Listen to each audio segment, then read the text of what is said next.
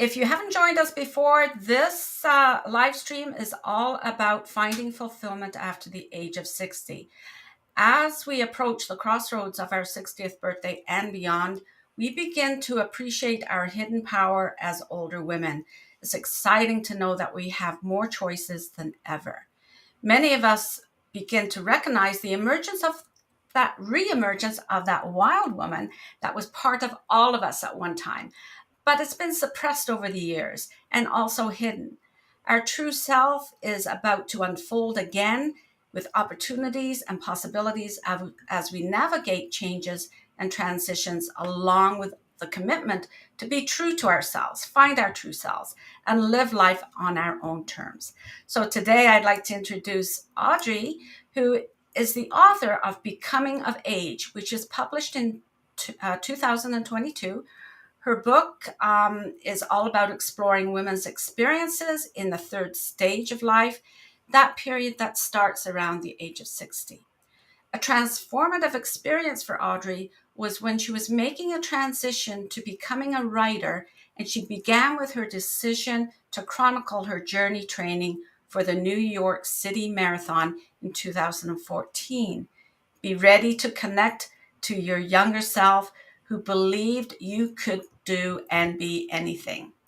Audrey will inspire each one of us to make that commitment to support each other as we navigate in the next phase of our life. Hello, Audrey. Welcome. Hi, Patricia. I'm delighted to be here today. I'm also delighted to have you here. So, we're going to talk about what we sometimes call that third age, but it's full of opportunities and possibilities. But you have made a point that having a supportive community can help us to recognize those possibilities. Can you say a little more about that, please? Yes, I think one of the gifts of this stage of life is that we connect more intentionally and deeply with our women friends, Mm-hmm. and that's certainly been my case. Earlier in life, we're busy with all kinds of obligations and responsibilities and getting through the day. But I find that often experiences are enriched when we're part of a community, a group of individuals. For me, it's the women friends in my life who Mm-hmm. really, I would describe as anchors in our lives. They're the Mm-hmm. ones who have our backs. Mm-hmm. They tell us what we need to know when we need to know it, and they really are our champions and cheer us on. Mm-hmm. And you mentioned about the example of the New York City Marathon. I ran that with two other friends, but there was a whole group supporting us in that process, helping with the training, um, cheering us on, watching as we go through. And they're there through all the moments in our lives, the ones when we're going through some difficulties that really bring us down, Mm-hmm. and the joys, the highlights of our lives. They help us celebrate. Mm-hmm. And I have found that they really make our lives richer Mm-hmm. and fun. We laugh together and enjoy our time. I think we knew that all our lives that our girlfriends are really important to us, but something awakens as we get older, more mature, have more wisdom, where we really see what the power is of our women's network. Is that what you experienced? Yes, because this is the time in life when I, I see this time in life as a time of transition. Mm-hmm. And it's really a time of opportunity, of great possibilities, but it's a time when you're not always sure what's going to unfold. You do some things to help shape that, but I find with the women friends in our lives, sometimes I'll get incredible ideas from them, or they'll say they're doing this, and I'm thinking, what about that? Or they said, have you tried such and such? And what about that? And some of them are doing incredible things. I mean, Yeah. this is a time when all the, I don't mean it's a time of abandoning all responsibilities, but there's a little more flexibility in our time to try new things Yeah. and Yeah. do that. And we can do that with them. And it's really the accrued life experiences, Yeah. the wisdom, the skills that you bring to bear, but without a lot of um, it's a group that can accept the complexities of life and know what they can change and know what they can't, Mm-hmm. and really bring a great deal of wisdom to doing some really unusual things that I think in other times may have been frowned upon because it wasn't the acceptable thing to do.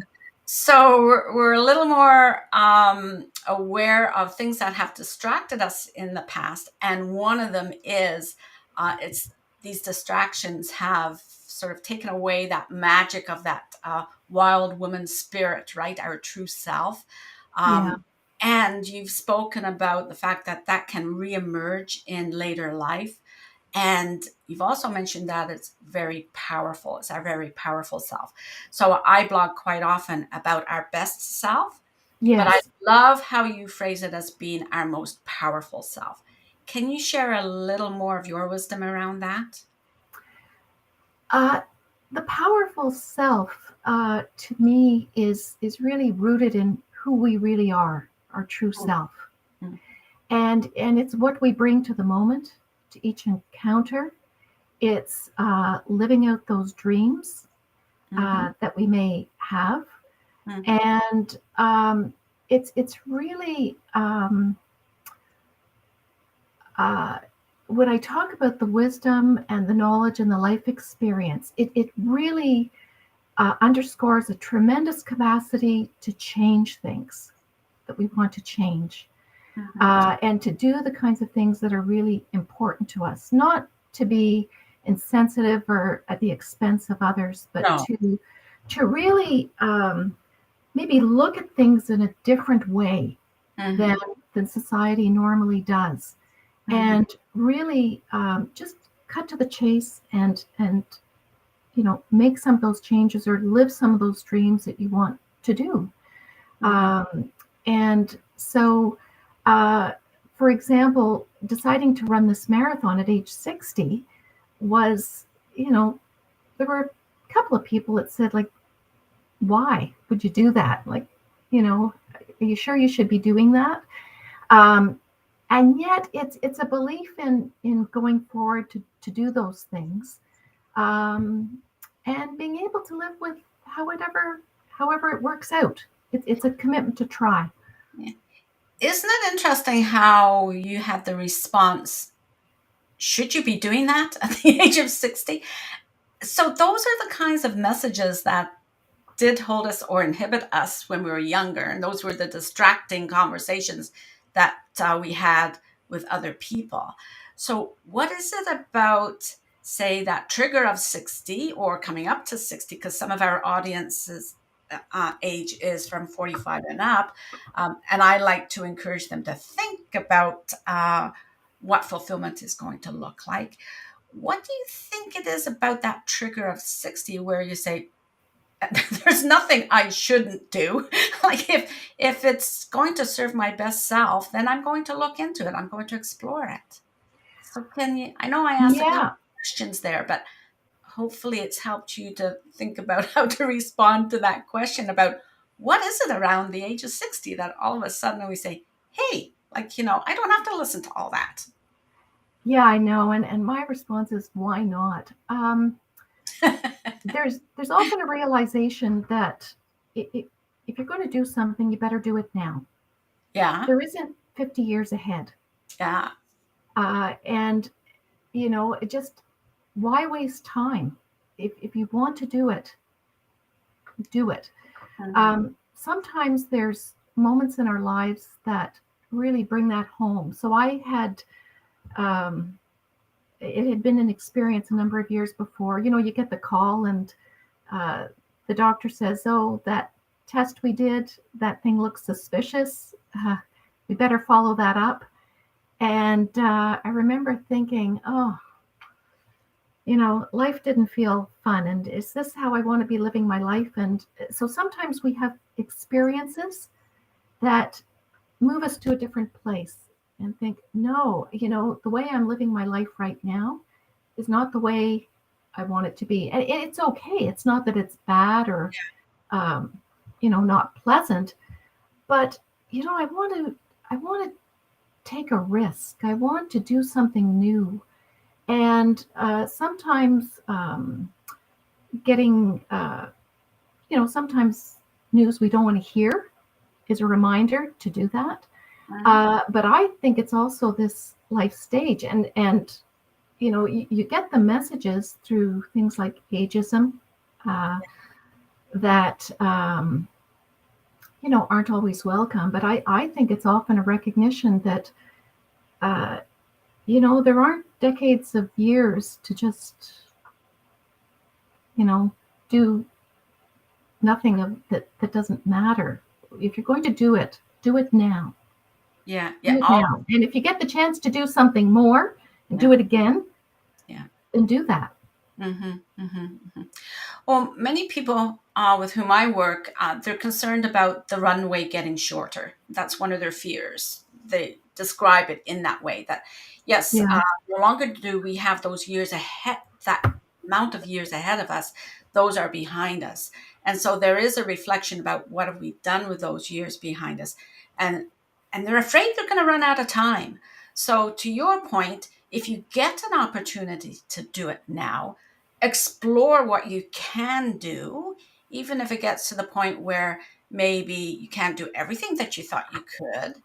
But any little bit of a win that you get is going to inspire you to do even more, and use that experience that you have to inform your best self or your wise self or your powerful self about what you can do.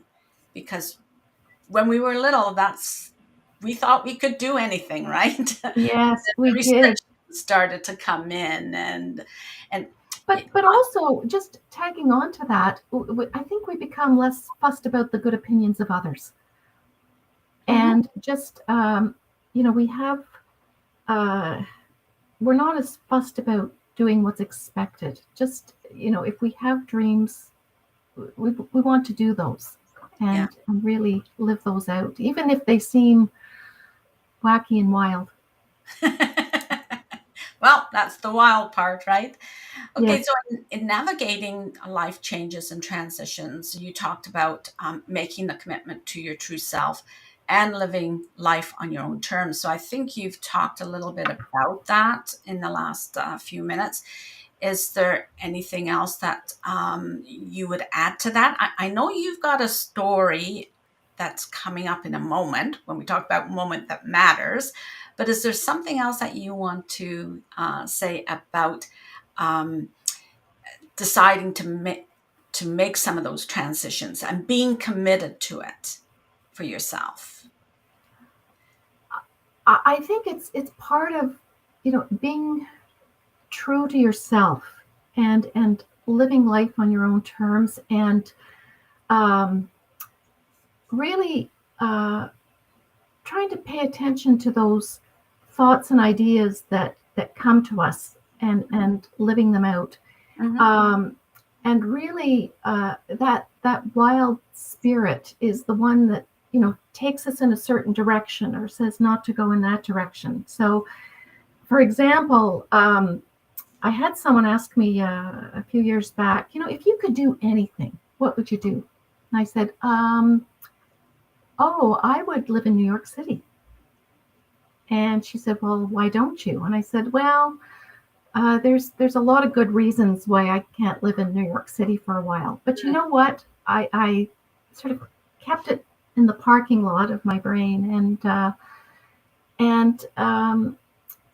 said, yeah, no, I'm going to do that. And I had great support from my family and my dear friends, even though there were individuals that uh, weren't quite sure why I was going to do that. But it was um, you know, yeah, I'm going to do that and put that in place and do that. And it was like being in a state of awe and wonder Hmm. and just being fully awake to what's going on in your life. We can really settle for the good enough. The difficulty with those kinds of things is sometimes it's a little uncomfortable, right? Sometimes takes us in a place. A couple of times I thought, oh, what have I got myself into? But that's when we're really fully embracing the moment and really savoring it. Every moment matters, right? It does, yes. The theme of this program. Every moment matters. And I love that you brought up the problem with that phrase, good enough, because this is not the time to just be living good enough. This is a time for us to, even with challenges that we have, is to go for something better and not just sort of sit back and accept things happening to us. We really do need to be true to ourselves. And I know for me, good enough is not true to myself. It's definitely not my powerful self. And I sense that you feel the same way. And that's what took you from, that's what took you to New York. And is that what took you to the marathon as well? Because you were in New York? Yes, absolutely. It was just, it seemed like this completely outrageous, wild idea. And it was like I felt, I'd like to try that, even though I hadn't, I had done long distance running before, but that one was a bit of a stretch at 60.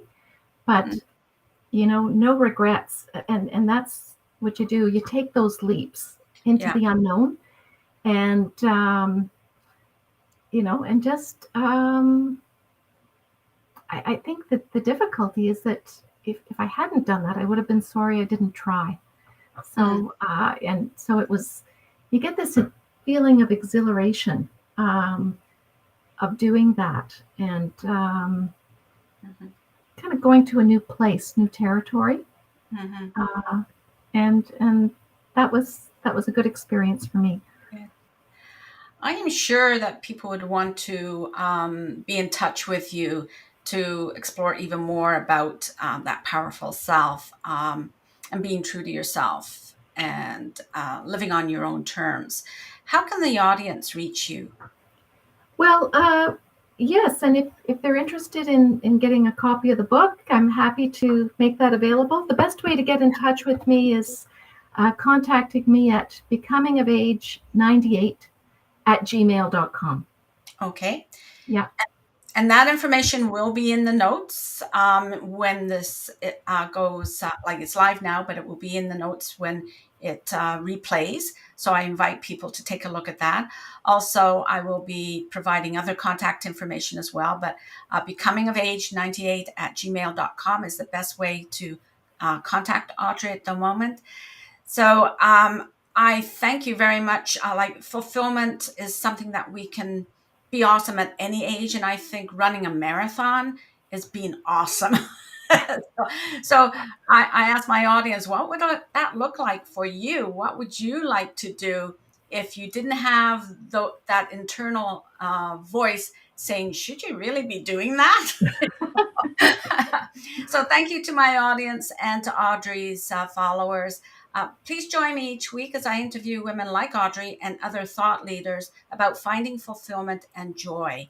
Sometimes the topic is about fulfillment after 60. Other times it's a topic of returning to work after an illness or boosting your career, something like that.